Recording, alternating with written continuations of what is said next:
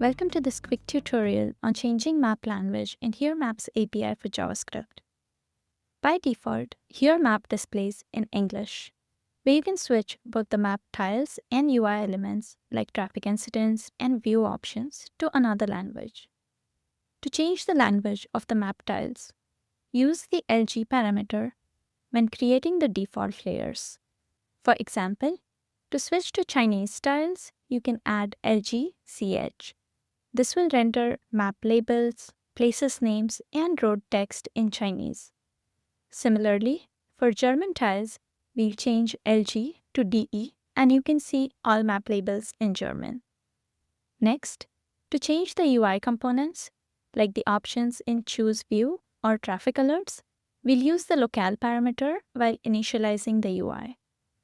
Together, these changes localize both the map content and the interactive UI, and if a language isn't supported, English will be used as the fallback.